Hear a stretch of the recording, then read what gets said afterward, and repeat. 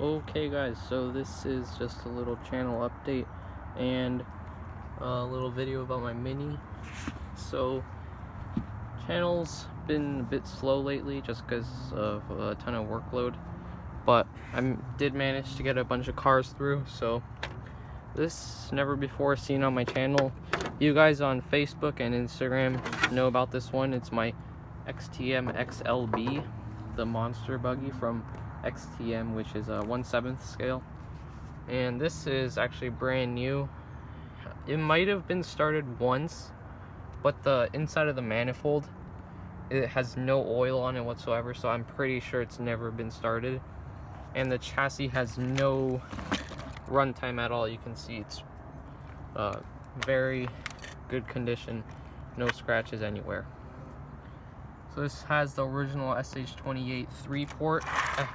A friend of mine told me that they came stock with the XTM 457, which is just a 6-port version of the SH28. But I don't know. I have another XLB which I got, and it's a gray chassis, not the black chassis. But that one also had the 28 from SH, so I think they came with this engine. For some reason this thing is falling apart, but there we go. It's supposed to be like that, where it's looped. That's how they do it in the manual, so just wanted to keep it as original as possible. I'm not running this at all. There's no receiver in there, nothing, just wires. But yeah, it's more of a shelf clean, honestly, since it's had no runtime. The body has no stickers, but I mean, who cares? I mean, I'd rather have it with no stickers, and it's never been ran. So the diffs, I think I rebuilt with just regular heavy duty grease, and the shocks have low C25 count, or CT, whatever you want to call it. And it has a brand new Traxxas air filter, never been ran before, and also it's all been rebuilt and oiled. And also one thing is, probably the previous owner filled up the fuel tank and primed it but never started it, so the bearings were all totally seized up. So I had to get ones from Boca, and they dropped in very nicely. Insane amount of compression. So yeah, just keep it at bottom dead center so it doesn't squish open the sleeve. But yeah, it's a shelf clean, really nice buggy. I'm selling my Basher on eBay right now just because I already have this one, so I don't really want another one. So feel free to check that one out. And this is my RS4 2, also never seen before on my channel. This one is the RS4 2 with the OS12 CV. This is the red head. And this one has pretty good compression, but the chassis is in condition. I did rebuild everything, like the diffs and the engine and all that kind of stuff, and the gearbox, I guess you would call that. Also the shocks too, which I painted green. But yeah, this one has seen a lot of action, and it's probably been stored incorrectly, because I tried my best to get the rust off, but it just won't come off. So oh well. This one's probably gonna go on eBay. I'm gonna keep the engine just because I like it. But yeah, this one's really just for parts, to be honest. It has a lot of carbon fiber parts though, which is really cool. The Y brace, this thing, I forgot what you call it, and also the entire upper deck. But that's that. The wheels I might salvage too. So this is my Mini Cooper. This is the 1998 or 1997, I think. I'm pretty sure the body is from Tamiya. I don't think it's by HPI, but this is the HPI Nitro Mini RS4. It's a car that I've wanted for quite a long time, and they're pretty rare, to be honest. All of them are at least 400. And this one I got for almost 500, and it was everything was dry rotted, like the rubber stuff, like the tires and the exhaust hose but most of the other stuff was in perfect condition. So yeah, this keeps on falling off. I doubled up the fuel line actually, but it still won't stay put. So let's take a look at the body. This is just a Mini Cooper body. Very nice. I really like Mini Coopers. So, I mean, my dad has one in real life. It's a John S. Mini Cooper. But this one's the old version. So that's that.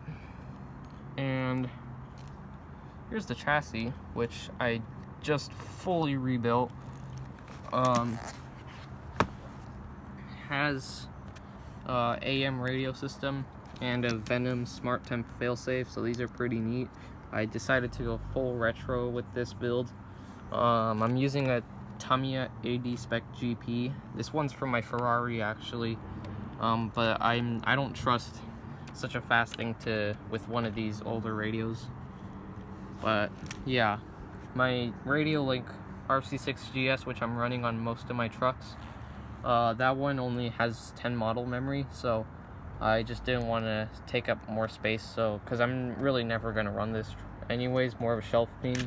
So I just thought I'd use something that was available at the time, which is this AM system. Also, what's really neat is that I can see the reading through the back, so that's pretty neat. I spent a lot of time on the wire routing and all that stuff. I cut and shortened the servo wires and the power wires for the switch, and I did a whole routing system through here, and it took me almost like 2 hours because I didn't want it to look bad, so that was time well spent. God, this thing keeps on falling off. You can see I doubled up the fuel tubing, but it still just sometimes comes off. So this is rocking the original 12FE from HPI. Has a upgraded cooling head. The original ones, like the Terra Crusher, had just the purple round head. Like that wasn't as sharp as this one.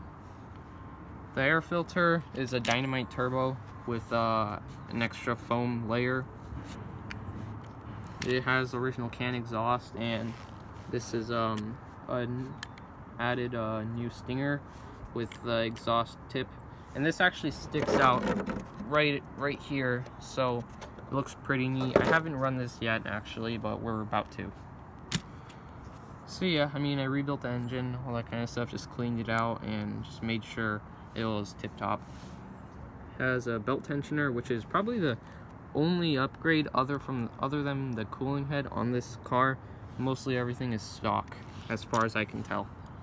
Oh yeah, notice this antenna wire routing system. This was the original owner, but then I switched the receivers, so I had to do the coil thing again. It took a while, but still pretty cool, because there's no hole for antenna on this body, and I didn't want to make one, so I just used this original piece that the owner had. The tires, actually, I have another set, the mini lights from Porsche, but those are also dry rotted like these ones, and they're just totally unusable, but I'm gonna use them.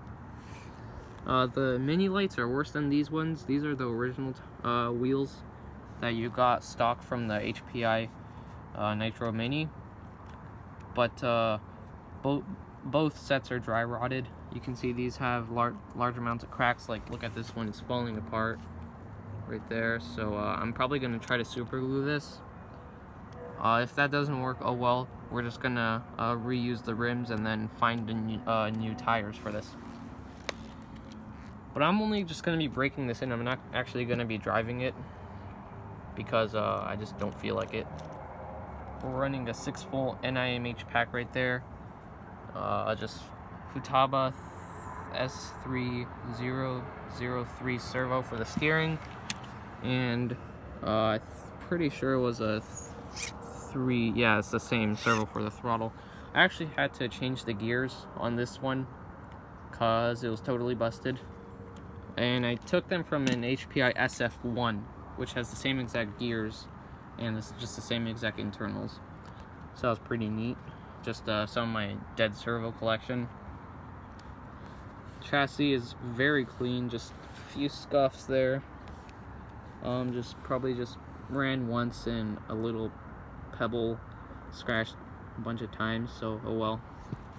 This has the single speed setup, not the 2-speed upgrade. I mean, 2-speed, honestly, like, there's really no point in running one of these minis with a 2-speed, just because it's just gonna go way too fast. You're not gonna be able to see it. This one does have a 2-speed, but this one has a single speed. Belts seem to be in all very good condition, like new. The shocks also, all of my trucks I use the low C25 because it's the only shock oil I have. I have a big bottle, so it's taking quite a long time to use them up, but yeah, 25, both the rear and the front.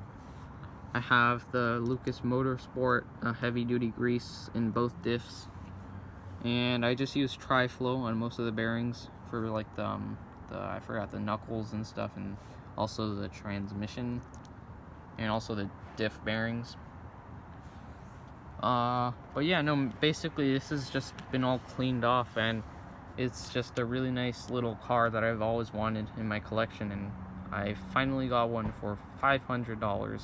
So, and also when I got it, it was pretty dusty too, so I mean, not one of my best purchases, but still, I mean, when are you gonna find another one that has a Mini Cooper? Because this actually isn't original. These all came with the Suzuki R-Wagon, I think, or Wagon R, or the Honda Life, or the I think it was I forgot the Miata, the Mazda Miata, which my parents have, so that's pretty cool. But I like the Mini Cooper the best. Mini Cooper is the best for me. So we're just gonna be breaking this in. It does look like it was run a couple of times, but I don't really trust anyone, the previous owners. So I just like to treat my stuff very carefully and try to give them a good experience with a lot of oil and very rich. So that's what we're just going to be doing. That's for the next video. This was just a little channel update and of the Mini Cooper. So yeah, thanks for watching, guys, and stay tuned for more. I'm on Nitro Gang. See you later.